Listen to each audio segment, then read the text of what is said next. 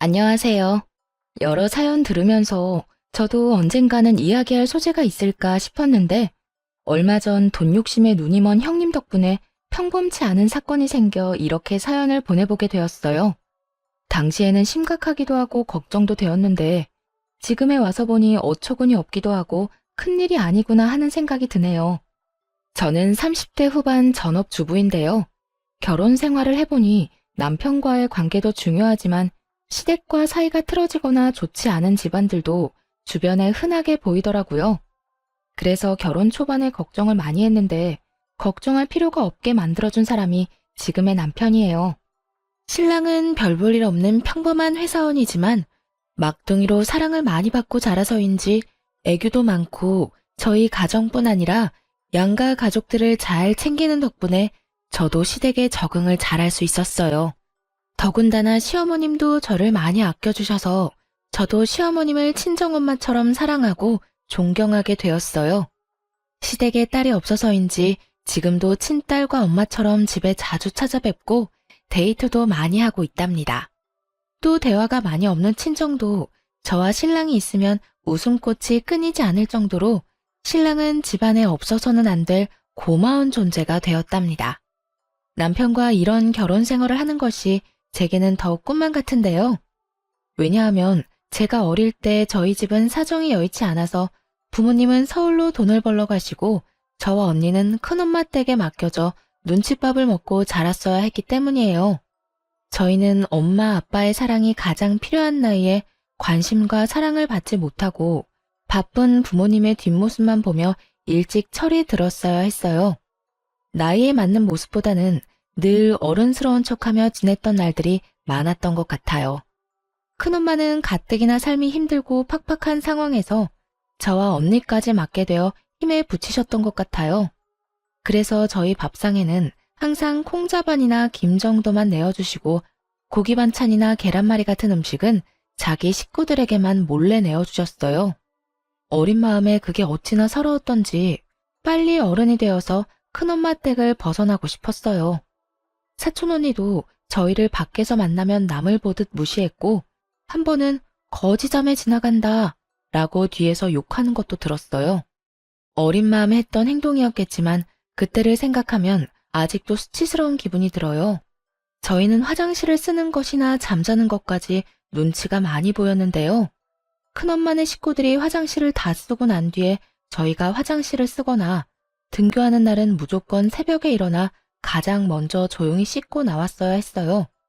한 번은 추운 겨울이었는데 난방비를 아끼려 큰엄마네 가족들은 내복에 두툼한 이불을 온갖 방한용품들을 구비하셨는데 저희는 여름에 사용하던 이불을 그대로 써야 했어요. 어린 마음에 어찌나 서럽고 슬프던지 둘이 꼭 붙어 울면서 잠에 들었어야 했고요. 겨울 이불은 비싸니까 저희 자매에게는 줄 수 없으니 있는 이불을 덮으라고 하시더라고요. 지금 와서 생각해보면 어린 아이들에게 너무하셨던 것 같아요. 그렇게 고등학생이 되어 겨우 서울에 자리 잡으신 부모님과 함께 지낼 수 있게 되었지만 내 식구가 살 집과 생활비를 감당하기에는 빠듯하기는 마찬가지였어요. 그래도 큰엄마네 집을 떠나 부모님과 함께 살 수 있게 되어 저희는 너무너무 기뻤어요. 대학에 진학한 후 안 해본 알바가 없을 정도로 끊임없이 알바를 했어야 근근히 학자금을 마련할 수 있었고 가족들이 다 일을 했기 때문에 어릴 때부터 성인이 되어서까지 가족끼리 편하게 밥 한 끼 먹는 일이 거의 없었어요. 미래에 제 가정을 이루게 되면 가족들과 시간을 많이 보내고 사랑이 넘치는 가정을 꾸리는 것이 꿈이 되었어요. 그래서 저는 경제적인 뒷받침이 될 수 있도록 더 열심히 일하고 악착같이 돈을 모았어요. 그러던 중 친구의 소개로 남편을 만나게 되었는데 온갖 고생하며 서럽게 자란 저와는 달리 남편은 누가 봐도 사랑을 많이 받고 자란 막내 아들 티가 났어요. 저랑은 다른 세계의 사람 같던 남편에게 끌려 연애를 시작했고 남편도 생활력이 강하고 싹싹한 제 모습이 마음에 들었다고 하더라고요. 그렇게 약 4년이란 시간 동안 남편과 연애를 했고 연애 기간 동안 누구보다 사랑받는 여자가 될 수 있게 해주었어요. 그리고 한결같이 저와의 시간도 가족들과의 시간도 소중하게 여기는 남편의 가정적인 모습을 보게 되었는데요. 만약 이 사람과 가정을 꾸린다면 내가 꿈꾸던 가정을 이룰 수 있겠다는 확신이 들어 4년 연애 끝에 결혼을 결심하게 되었어요. 그렇게 결혼을 결심한 뒤 우연히 남편을 소개해줬던 친구를 통해 남편의 집안이 제가 생각한 것보다 훨씬 부유하다는 것을 알게 되었어요. 사실 괜찮은 정도라고는 알았지만 경제력으로 동네에서는 꽤나 유명한 모양이었어요. 그에 반해 저희 집은 그때까지도 살림이 여의치 않아 저의 결혼식까지 부담스럽게 생각하셨어요. 혼수나 예단을 그때 당시에는 지금처럼 생략하는 분위기가 아니었기 때문에 부모님도 걱정이 되셨나 봐요. 엄마는 가난한 집 때문에 딸이 무시당할까봐 많은 걱정을 하셨고, 솔직히 저도 그 부분이 걱정이 되더라고요. 드라마에서 나오는 부유한 집 자식과 가난한 집 자식의 결혼이 떠오르면서 저를 반대하시거나 핍박하시면 어떻게 하나 하는 막연한 두려움이 들었어요. 그래서 남편에게 우리 집안이 남편 집안에 비해 너무 기우는 것 같다며 걱정을 내비치자 남편은 제 생각을 이미 예상하고 있었다는 듯 어릴 때 이야기를 해주었는데 남편이 어릴 때 아버지와 어머니가 이혼하셨고 이후 꽤 오랜 시간 동안 저희 집처럼 형편이 어려웠다는 이야기를 해주었어요. 대령아, 우리 엄마도 우리 때문에 고생 많이 하셨는데 내가 고등학생 때까지만 해도 우리 셋이 바퀴벌레 나오는 단칸방에 살았었어. 옷 말릴 곳도 없어서 빨래를 해도 옷에서 쾌쾌한 냄새가 나더라. 그래서 학교 다닐 때 거지라고 많이 놀림받았었어. 지금은 어머니 덕분에 집이 많이 나아진 거지. 우리 집 얼마 전까지도 힘들었다니까. 그리고 누구보다 혜령이 입장 잘 이해해 주실 분이 우리 엄마니까 괜찮을 거야. 오빠도 중간에서 잘할게. 고마워. 나도 오빠를 믿는데 그래도 내가 괜히 위축되는 건 어쩔 수 없나 봐. 그래, 맞아. 충분히 그렇게 생각할 수 있어. 우리 집도 똑같았다니까. 만약 내가 혜령이 입장이었어도 똑같았을 거야. 너무 걱정하지 말고. 문제가 생기면 서로 의지하면서 해결해 나갈 수 있을 거야. 이제는 혼자가 아니라 둘이잖아. 남편은 어머님이 고생하신 일들에 수확을 거둬서 괜찮은 살림이 되었지만 예전엔 저희 집안과 다를 것이 없었다고 이야기해주며 문제가 생기면 함께 이겨나가자고 약속하면서 불안한 저를 다독여 주었어요. 그리고 결혼하겠다는 말씀을 드릴 때 어머님께 저희 집 사정을 넌지시 말씀드렸고 본인도 그런 시절이 있으셨다며 공감이 된다고 우리가 결혼하게 되면 제가 힘들지 않게끔 배려하겠다는 이야기를 들었어요. 비록 남편에게 건너들은 말이었지만 이렇게 남편을 번듯하게 사랑이 넘치게 키워주신 것을 생각하면 시어머님도 분명 좋은 분일 거라는 생각에 저는 부담을 많이 내려놓을 수 있었어요.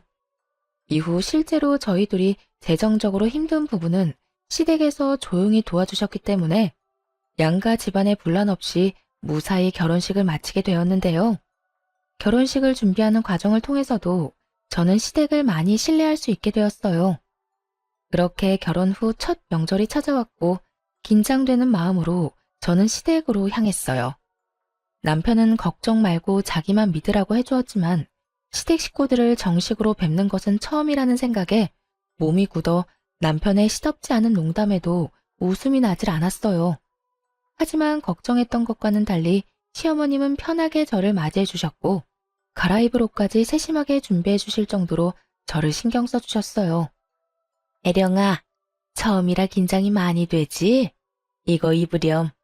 첫인상 중요하다고 한껏 차려입고 올 텐데 불편할 것 같아서 내가 네 생각해서 사봤는데 마음에 들지 모르겠네. 안 맞는 것 같으면 편하게 말해주렴. 감사합니다, 어머님. 아유, 우리 집이 남자들 뿐이라 늘 삭막했는데 네가 오니 집안이 훤한 것 같네. 긴장하지 말고 편하게 즐거운 명절 보내자꾸나. 시어머님의 따뜻하고 다정한 말씀에 한결 마음이 편안해졌고 먼저 도착해 있던 아주버님도 남편과 투닥투닥 장난을 치시며 분위기를 많이 풀어주셨어요. 남편의 유하고 착한 성격이 어머님을 참 많이 닮았다는 생각이 들더라고요. 본격적인 명절 준비를 하기 위해 시어머님과 함께 장을 보고 돌아오던 길에 형님을 만나게 되었는데요. 유하고 동글동글한 아주버님 인상과는 달리 형님은 마른 체격에 미간 사이에 깊은 주름까지 있어 겉으로 봤을 때 굉장히 까칠해 보이셨어요. 계속 인상을 쓰고 계셨는데 그래서인지 인상이 더 안 좋게 보였어요. 아니나 다를까 형님은 짐을 들고 있는 저희를 본체만 채 무심하게 인사를 하고 혼자 빠르게 집으로 들어가더라고요. 어른이 짐을 들고 계시는데도 무심하게 지나치는 형님을 보고 당황한 저는 시어머님 눈치를 살폈지만 어머님은 크게 개의치 않으신 듯 보였어요. 그리고 명절 준비를 하는 내내 어머님과 제가 고생하는 동안 형님은 일손을 돕는 일 없이 방에만 들어가 있었고 여기저기 바쁘게 통화하는 소리만 들렸어요. 식사 시간에도 저와 어머님이 식사를 차리는 것을 오히려 당연하게 생각하는 듯 밥상이 다 차려져야만 방에서 나와 자리에 앉으시더라고요. 화기애애하게 식사하는 도중에도 가족이 무슨 말을 하는지 관심 없다는 듯이 핸드폰만 만지작거리면서 깨작깨작 밥술을 뜨는 형님 때문에 다들 살살 눈치를 보는 것 같았어요. 어머님, 근데 명절이라고 이렇게 여자들이 밥상 차리고 아직도 이러는 게 말이나 돼요? 그냥 밖에 나가서 외식 한번 하고 얼굴 보면 끝이지. 가끔 보면 우리 가족들도 너무 구시대적인 것 같아요. 그리고 자기는 언제까지 여기 있을 생각이야? 나 너무 바쁜데 이제 슬슬 일어나지? 자기 왜 그래? 엄마랑 재수 씨가 힘들게 차린 음식인데. 그리고 요즘 바빠서 가족들끼리 모이기 힘든데 명절이라는 핑계로 만나서 집밥 한 끼 먹는 게 더 좋지. 그치 동생아? 오랜만에 동생 얼굴도 보고 재수 씨도 보고 말이야. 어머 그래? 그렇게 좋으면 다음부터는 자기 혼자 오면 되겠다. 어머님, 제가 요즘 바빠서 정신이 좀 없어서요. 너무 언짢게 생각하지는 마셔요. 솔직히 오늘 안 오려고 했는데 일이가 억지로 끌고 온 거라서 이해 좀 해주세요. 형님의 말 몇 마디가 그나마 유지하고 있던 평화의 찬물을 끼얹었어요. 이후에도 어머님과 제가 고생하면서 차린 음식이 너무 짜다며 투정을 부리질 않나 은근히 시댁을 무시한 듯한 발언도 서슴지 않고 하더라고요. 아휴, 저희 부모님이 이런 음식 보시면 깜짝 놀라실 것 같아요. 하긴 자기도 그냥 평범하니까 기대하면 안 되는데 내가 자꾸 이러네. 그만해 좀. 아주버님은 계속 말을 끊으며 형님께 눈치를 줬고 저희 남편도 언짢아하는 티를 냈지만 형님은 아랑곳하지 않고 하고 싶은 말을 하시더니 이내 일어나 집에 먼저 가겠다며 떠나셨어요. 어머님은 그런 형님을 크게 신경 쓰는 것 같지 않으셨지만 속으로는 형님을 좋아하지 않으시는 것이 느껴졌어요. 저도 형님과의 첫 만남이었지만 형님이 별로 마음에 들지 않았어요. 어머님께 틱틱거리는 것도 마음에 들지 않았고 여러 사람 기분 상하게 하는 데에 특별한 능력이 있나 보다 하는 생각이 들었죠. 그렇게 저의 첫 명절이 지나가게 되었어요. 긴장했던 것이 무한할 정도로 시댁 식구들이 저를 편안하게 해주셔서 앞으로는 걱정할 필요가 없겠다는 생각이 들었어요. 어머님도 주차장까지 배웅을 나와주시고 집에서 먹을 반찬이나 음식을 바리바리 싸주셨어요. 저는 괜찮다고 손사래를 쳤지만 완강한 어머님에 받아올 수밖에 없었어요. 차를 타고 돌아오는 길에 남편에게 들어보니 아주버님도 남편과 같이 평범한 회사원이라고 하더라고요.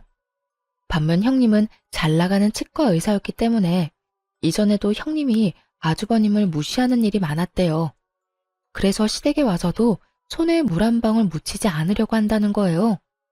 어머님과 남편은 아주버님 입장을 생각해서 형님을 참고 있고 아주버님도 그 상황을 잘 알아서 웬만하면 형님을 집에 잘 데려오지 않으려고 하는데 저희가 결혼하고 보내는 첫 명절이라 얼굴이라도 같이 봐야겠다는 생각에 형님을 억지로 데리고 온 것이었어요. 형님이 떠난 후 아주버님은 어머님께 죄송하고 저희에게도 미안하다고 말씀하셨지만 저희는 오히려 아주버님이 걱정될 뿐이지 마음 쓰지 마시라고 말씀드렸어요. 그렇게 명절이 무사히 끝나고 아주버님 내외 일로 속상하셨을 어머님의 마음을 풀어드리고 싶었던 저희 부부는 어머님을 모시고 가까운 근교로 식사를 하게 되었는데요. 바람을 쐬는 동안 어머님께서 어려운 시절에 있었던 일들을 말씀해 주셨어요.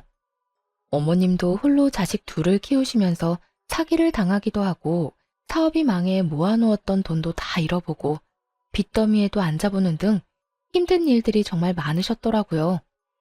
이야기를 듣는 저와 남편의 눈시울이 금세 붉어지자 어머님은 늙은이 이야기 듣고 울지 말라며 지금은 이렇게 번듯하게 아들 둘 키워 잘 살고 있지 않냐며 다 지난 일인데 괜히 이야기를 꺼냈다며 여유롭게 웃으셨어요. 어머님이 겪으셨던 일에 비하면 저의 일화는 아무것도 아니지만 어릴 때 큰엄마네 얹혀 살았던 일들과 집안이 기울어 힘들었던 이야기를 꺼냈고 어머님 눈에도 어느새 눈물이 맺히셨어요. 그러면서 말해주신 말들이 저에겐 참 힘이 되더라고요. 그런 일들이 있을 때 잘 버티면 이상하게 좋은 일이 오더구나. 힘든 일 이후에는 꼭 좋은 일이 오니까 혜령이 너도 앞으로는 좋은 일들만 가득할 거야. 저는 어머님의 말씀에 감동을 받아 참았던 눈물이 왈칵 났어요. 그 대화를 계기로 어머님과 저의 사이는 더욱 가까워지게 되었고 저에게 그날은 어머님께 따뜻한 사랑을 받았던 추억으로 오래도록 기억되는 날이 되었어요. 식사하는 내내 아주버님 내외에 대한 이야기는 꺼내지 않았고 어머님도 굳이 말씀하지 않으셨지만 저희가 부족하게나마 어머님을 위로하고 싶어 한다는 사실을 느끼셨는지 저희에게 고맙다는 말씀을 계속하셨어요. 시간이 지나 형님 해프닝은 잊혀가며 평소처럼 알콩달콩 지냈는데요. 하루는 웬일인지 형님께 먼저 전화가 왔어요. 아주버님과 해외에 나갈 예정이라 그 기간 동안 강아지를 돌봐달라는 부탁을 하려 전화를 했더라고요. 저는 그다지 내키지 않았지만 평소 강아지를 좋아했고 아주버님을 생각해 형님 내외 여행 기간 중 저희 집에서 강아지를 돌보기로 했어요. 남편과 함께 매일 강아지를 산책시키고 목욕도 시켜주면서 나름 재미있는 시간을 보냈던 것 같아요. 형님 내외가 여행에서 돌아오는 날, 역시나 저희의 예상대로 아주버님 혼자 강아지를 데리러 저희 집에 오셨어요. 오랜만에 뵙는 아주버님과 여행 이야기도 들을 겸 차를 한 잔 내어오는데 아주버님께서 형님과 이혼을 하고 싶다는 말씀을 조심스럽게 하셨어요. 나 정말 아내랑 이혼하려고. 재수 씨는 앞에서 이런 이야기해서 부끄럽네요. 아주버님, 그런 말씀 마세요. 서로 맞지 않으면 이혼하는 거죠. 요즘 세상에 그런 게 부끄러운 일인가요? 오히려 합리적이고 좋은걸요. 그렇게 말해주니 고맙네요. 민호야, 네가 결혼을 참 잘했다. 나는 아내 때문에 어머니께 걱정만 끼쳐드린 것 같은데 재수 씨는 항상 우리 어머니께도 너무 잘해주시고 우리 민호한테도 잘하고 항상 고마워요, 재수 씨. 별 말씀을요. 시댁에서 너무 잘해주셔서 오히려 제가 감사한걸요. 아주버님은 형님과 더 이상 같이 사는 것은 의미가 없는 것 같아 여행 중에 이혼을 요구했지만 형님은 아주버님과 이혼을 하지 않겠다고 했대요. 그 이유는 다름 아닌 돈 때문이었는데요. 시댁이 부유하다는 것은 알았지만 실제로 시어머님은 꾸준한 부동산 경매로 자산을 불려오셨고 가지고 계신 부동산만 수십 채라고 들었어요. 상가 건물만 5채가 넘는다는 이야기를 들었지만 구체적으로 자산의 규모가 어느 정도인지는 정확히 알지 못했는데요. 이 사실을 대략 알고 있던 형님도 시어머니가 돌아가시게 되면 어머님 유산이 대부분 아주버님께 올 것이라고 생각했고 유산을 받은 이후에 이혼하게 되면 위자료를 한 푼이라도 더 받을 수 있을 거라는 생각에 이혼하지 않겠다고 버티고 있는 것이었어요. 평소 형님이 가정주부인 저를 무시하는 이유도 별 볼 일 없는 가난한 집안 출신이기 때문에 애초에 어머님 성에 차지 않을 것이라 생각했기 때문이었어요. 그 사실을 알게 된 저희 신랑은 화가 머리끝까지 차올라 당장이라도 형님 병원에 찾아가 당장 이혼하라고 말하겠다며 난리쳤지만 아주버님과 형님의 일이니까 우리가 선뜻 나서지 말자고 말려 겨우 마음을 가라앉혔어요. 결혼한 지 1년 정도 되어갈 즈음 감사하게도 저희에게 아이가 생겨 사이가 더 돈독해졌지만 아주버님 내외는 사이가 더 나빠져 아예 따로 살고 계신다는 이야기를 듣게 되었어요. 출산을 하고 얼마 지나지 않았을 때 친정엄마가 유방암 판정을 받으셨다는 연락을 받게 되었어요. 아이가 태어난 지 얼마 되지 않았던 상황이었고 가뜩이나 외벌이라 넉넉지 않았던 저희 살림에 수술비를 감당하는 것은 무리였어요. 수술비뿐 아니라 엄마 병원도 제대로 찾아가기 힘든 상황이었기에 가슴이 턱턱 막혔어요. 저는 무직자 대출이라도 받아보려고 아이를 돌보면서도 여기저기 알아보았지만 갓 태어난 아이를 돌보는 일도 벅차 너무 막막했어요. 평소와 달리 걱정 어린 제 얼굴을 보게 된 남편은 저에게도 아이 말고도 다른 일이 있다는 것을 금세 알아차렸고 남편의 설득 끝에 엄마가 유방암 판정을 받았다는 이야기를 털어놓게 되었어요. 사실 우리 엄마 유방암이래. 나 너무 걱정돼.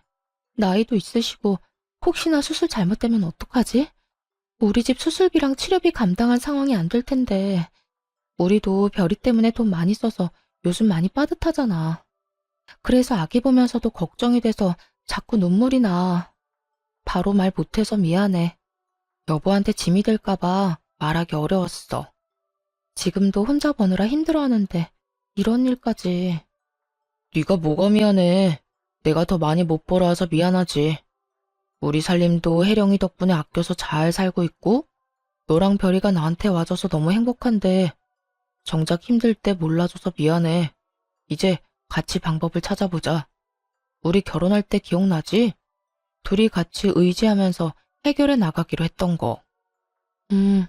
기억나. 남편은 아주버님께 한번 도움을 청해보겠다고 했지만 아주버님 사정을 뻔히 아는데 부탁하는 것이 너무 죄송해 남편을 말렸어요. 그렇게 둘이 여기저기 대출을 알아보는 중에 아이를 돌봐주러 집에 오셨던 어머님께서도 사실을 알게 되셨는데요. 시어머님은 한 걸음에 은행으로 달려가 수술비 전액을 마련해 주셨고 저는 한사코 받지 않으려고 했지만 남편의 권유로 어머님의 도움을 받게 되었어요. 엄마가 아프신 것만으로도 마음고생이 심할 텐데 별이 태어난 지 얼마 안 돼서 이런 일이 있으니 네가 더 혼란스럽고 힘들었겠다. 아기 보면서 한창 행복할 때인데 말이야. 별이는 내가 최대한 돌봐줄 테니까 혜령이 너는 낮에 어머니 병실에 다녀와라. 그래야 사돈이 금방 쾌차할 수 있을 거야. 어머님 정말 죄송해요. 매번 이렇게 도움만 받는 것 같아요. 너무 죄송해요 어머님. 이럴 때는 감사해요 어머님 하고 도움받는 거야. 알겠지? 어머님은 흐느껴 오는 제 손을 잡아주시며 도움받을 수 있는 곳이 있다면 얼마든지 받아도 된다고 다독여 주셨어요. 그때 저는 다시 한번 시어머니에게 꼭 효도하는 자식이 되어야겠다고 다짐했어요. 다음 날 아이를 어머님께 맡기고 친정엄마 입원 수속을 하고 돌아오는 길에 형님도 어머님께서 저를 도와주셨다는 소식을 들으셨는지 쏜살같이 저에게 전화를 하셨는데요. 가뜩이나 엄마 수술 날짜가 잡혀서 걱정되고 긴장이 되어 마음이 좋지 않은데 형님은 아무리 어머님이 자기를 아껴주신다고 해도 그렇게 선뜻 큰돈을 받아도 되는 거냐며 따져왔어요. 아니 동서, 아무리 돈이 좋아도 그렇지 어머님이 주시는 돈을 어쩜 그렇게 냉큼 받아?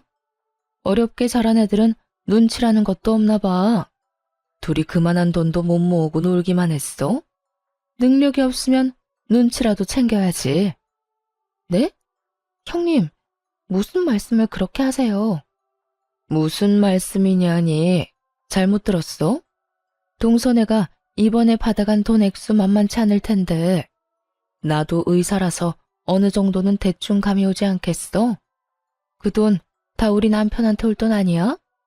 어차피 어머님도 유산 줄 사람 우리 남편밖에 더 있냐고. 그럼 그 돈 우리 돈이잖아. 내 돈 가로챈 동서한테 내가 이 정도도 말 못해? 그리고 동서, 자꾸 어머님께 붙어서 착한 척 하지 마.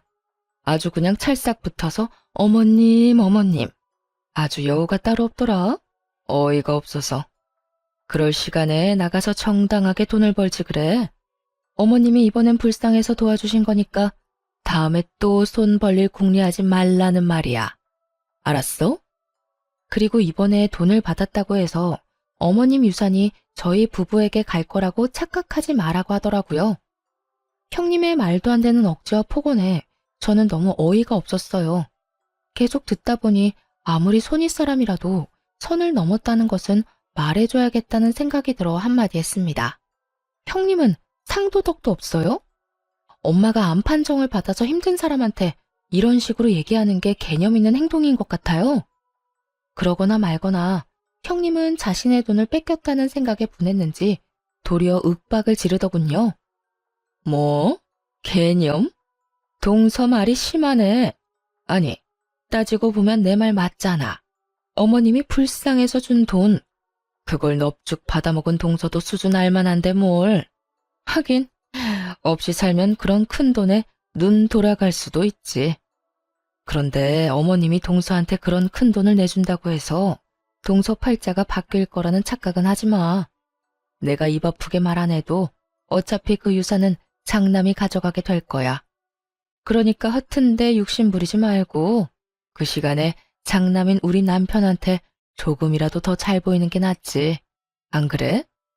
저는 황당하고 힘에 부쳐 형님 전화를 뚝 끊어버렸어요. 그리고 집에 도착해 남편과 어머님을 만났는데 곧바로 서러움에 눈물이 터져 나왔어요. 혜룡아, 무슨 일이야? 장모님 병이 갑자기 더 심각해지신 거야? 아니, 그게 아니라 제가 말을 잇지 못할 정도로 울자 어머님은 따뜻한 물을 가져와 주셨고 물을 마신 뒤 제가 진정될 때까지 꼭 안아주셨어요. 덕분에 한 차례 진정이 된 저는 형님이 제게 했던 말들을 쭉 이야기했고 남편도 어머님도 화가 나 얼굴이 붉게 달아올랐어요. 참다 못한 남편이 형님께 직접 전화해 똑같이 따지겠다는 것을 어머님이 말리셨어요. 그런 생각까지 하고 있는 줄 생각도 못했구나. 그저 말만 이쁘게 못하는 아이인 줄 알았더니 돈 욕심이 하늘을 찌르는구나. 이런 아이인 줄 알았으면 애초에 결혼 허락도 안 시켰을 게다. 이럴 게 아니라 첫째한테 말해야겠어. 얼른 이혼하면 좋겠다고. 위자료가 얼마가 들던 이혼은 무조건 밀어붙여야겠어. 이후 아주버님도 형님의 만행으로 오만정이 떨어져 더 강하게 이혼을 요구하기 시작하셨다고 들었어요. 형님이 저에게 사과하리라고 기대조차 하지 않았는데요. 역시나 사람은 안 변한다고 제가 남편과 아주버님을 깨워 자기만 나쁜 년으로 만든다며 시어머님께 제 욕을 한 바가지 했다고 하더라고요. 하지만 어머님은 제가 울었던 당시 함께 계셨기 때문에 그 말을 믿지 않으셨어요. 시어머님 도움으로 엄마 수술이 잘 끝나고 저도 낮에는 아이를 맡기고 병간호를 꾸준히 하며 안정기에 접어들었을 무렵이었어요. 동네 부동산 중개업자들 사이에서 시어머님이 무리한 투자로 부동산과 돈을 다 잃으셨다는 소문이 돌기 시작했는데요. 업자들 사이에서 저희 시어머님은 큰 손으로 유명하셨기 때문에 소문이 더 빠르게 퍼져나갔고 부동산에 관심이 없던 저희 부부에게까지 그 이야기가 들려오게 되었어요. 소문이 퍼지고 있는 중에도 어머님은 아기를 봐주시러 저희 집에 자주 들러주셨는데 그 일에 대해 알고 계시는 건지 모르시는 건지 별다른 말씀은 없으셨어요. 저희는 어머님이 걱정되기도 했지만 평소와 다름없이 평온한 어머님의 모습 때문에 소문일 뿐이라고 믿었어요. 그래서 평소와 다름없이 어머님과 좋은 시간을 보내려고 노력했어요. 반면에 형님은 전혀 그렇지 못했죠. 하루는 남편과 아이와 함께 시댁에서 식사를 하고 있는데 갑자기 형님이 문을 벌컥 열고 들어왔어요. 신발도 제대로 벗지 않은 채 집 안까지 들어온 형님은 어머님을 붙잡고 진짜 망하셨냐며 갑자기 소리를 지르기 시작했어요. 어머님, 진짜 망하신 거예요? 부동산 다 잃었다면서요. 대답을 좀 해보세요, 대답. 그러게 늙은이가 집이나 지키지 투자가 웬 말이에요. 있는 돈 잘 모아놓으면 이딴 문제는 없잖아요. 아니면 진짜 노망 났어요? 대답 좀 해봐요.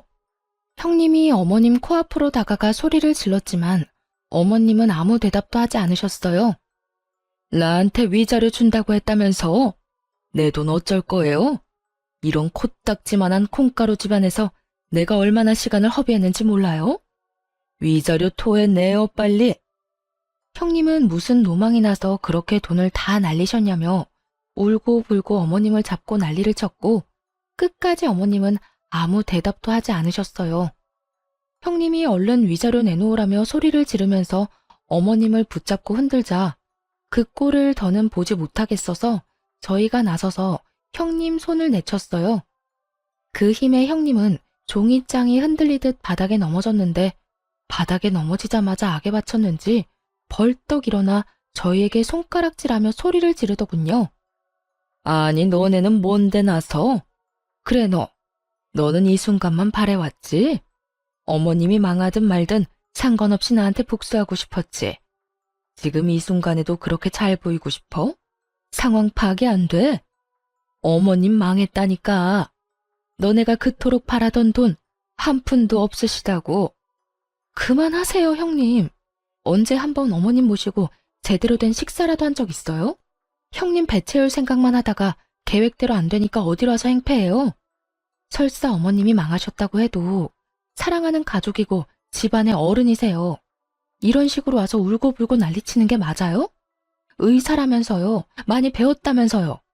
이게 많이 배운 사람이 할 행동이에요. 너 이게 뭐라고? 말 다 했어?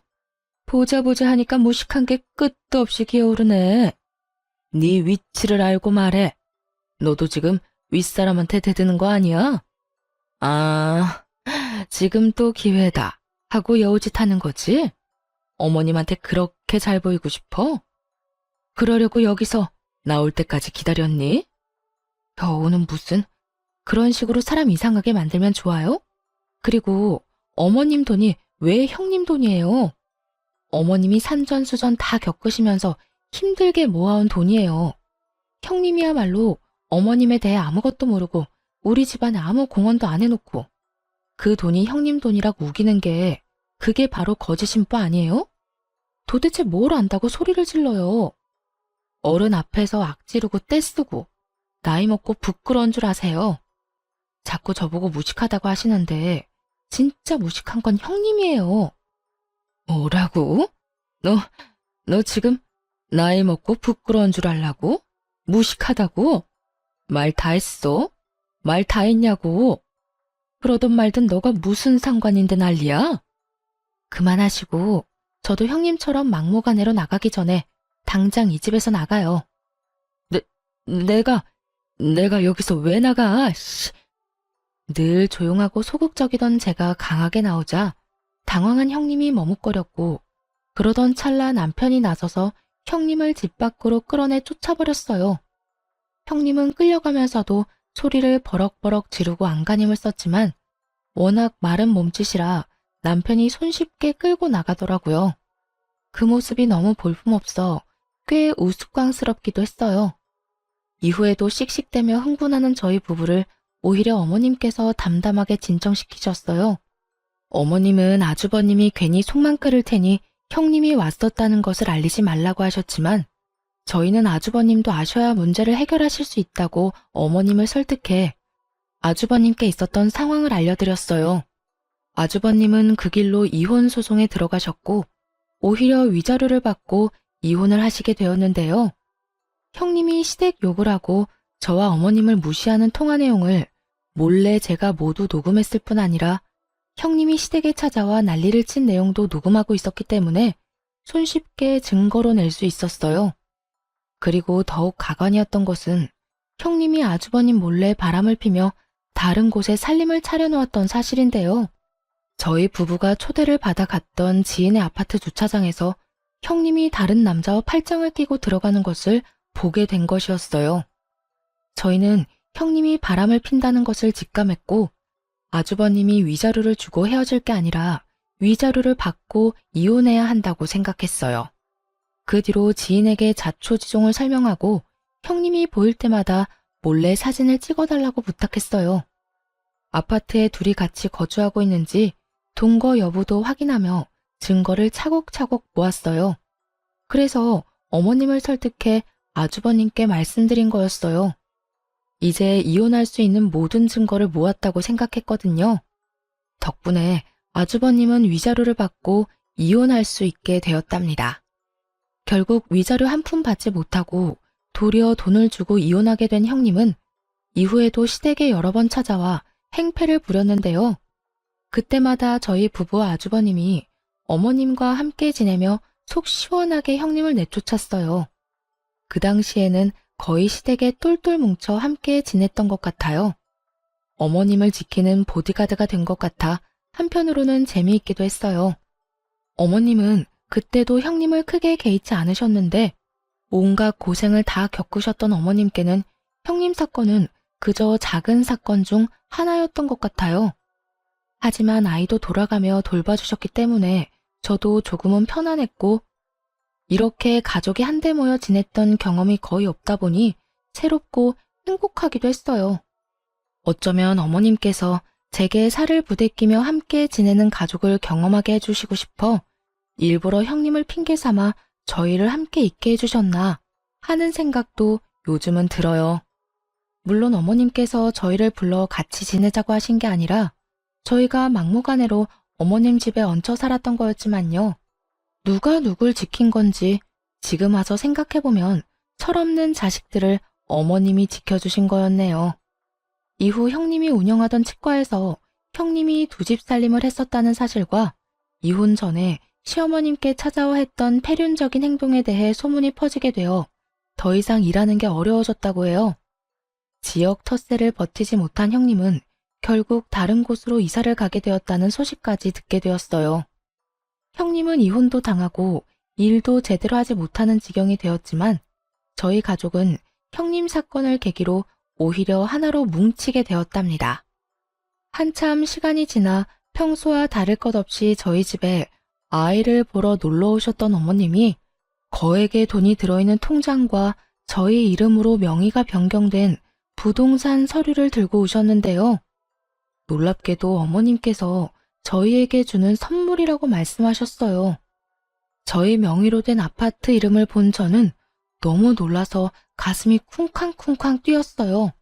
그 아파트는 제가 늘 살고 싶었던 좋은 입지에 있는 대장 아파트였고 통장 안에 찍혀있던 금액도 살아생전 한 번도 보지 못한 액수였어요. 얘야, 그렇게 놀랍니?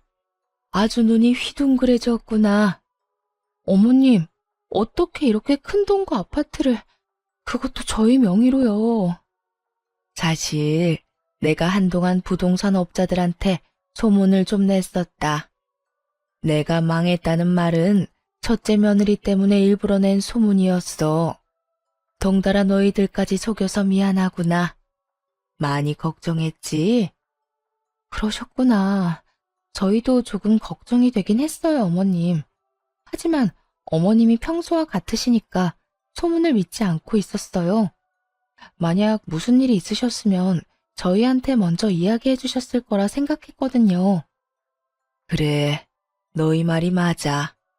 만약 내가 망했다면 소문이 너희에게 들리기 전에 말해 주었을 거야. 우린 가족이잖니. 가족에 대한 얘기를 소문으로만 듣게 할 순 없지. 네, 어머님 말씀이 맞아요. 형님은 가족의 말은 들어보지도 않고 아무 상관없는 사람의 말을 믿었잖아요. 그건 가족이 아니라고 생각해요, 어머님. 가족에게 무슨 일이 있으면 먼저 물어보고 들어봤어야 했어요. 그게 제가 형님께 제일 화가 났던 이유였어요. 그래. 우리 며느리 말이 맞다. 역시 우리 며느리가 제일 똑똑해. 솔직히 그날은 네가 너무 화를 많이 내서 나도 놀랐단다.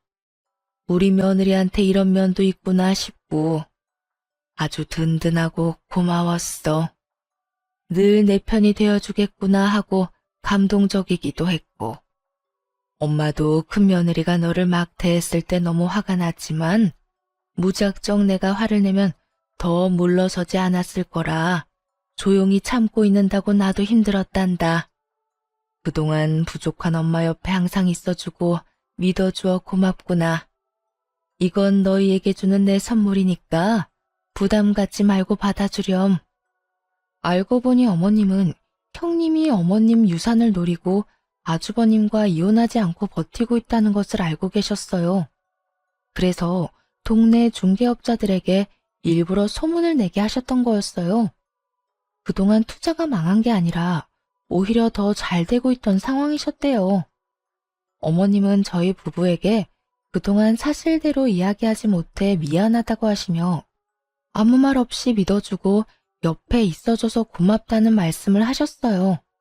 저희는 절대 받을 수 없다고 말씀드렸지만 어머님이 너무 완강하셨던 탓에 결국 감사히 받게 되었어요. 그 뒤로도 어머님은 생각지 못한 금액의 돈을 종종 저희에게 베푸셨어요. 받지 않겠다고 해도 워낙 의견이 강하셔서 받긴 받았는데요. 값진 돈 절대 낭비하지 말자고 생각해 그 돈을 차곡차곡 모아두었죠.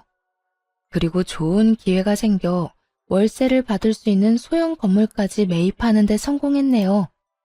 덕분에 저희 생활비 외에도 어머님께 넉넉한 용돈을 드릴 수 있는 수준이 되었어요. 어머님께서 저희 쓰라고 주신 돈이지만 그것을 마냥 저희를 위해서만 쓰기보다 늘 도움을 주셨던 어머님께 돌려드리고 싶은 마음이 컸거든요.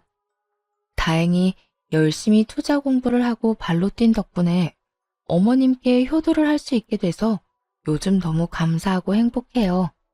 그리고 형님이 지방에 있는 작은 병원에서 겨우 입에 풀 칠할 정도로 생활하고 있다는 소식을 건너 듣게 되었죠. 되도 않는 욕심만 부리다가 모든 것을 잃고 쫓겨난 형님의 끝을 보면서 어려운 환경에서도 헛된 욕심을 품지 않고 살아온 제 자신에게 감사함을 느꼈어요.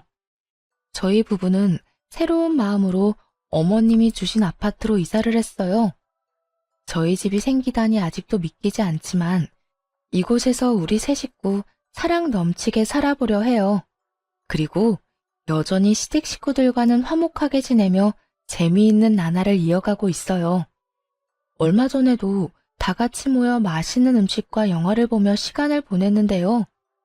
아주버님 농담에 저희 남편의 애교, 아이가 쑥쑥 크는 모습까지 저희는 시간 가는 줄 모르고 웃고 떠들면서 보냈답니다. 지금은 경제적인 것보다 제가 꿈꾸고 바래왔던 따뜻하고 사랑이 넘치는 가정을 이루게 된 것이 저에게는 가장 큰 선물이 아닐까 생각해봐요.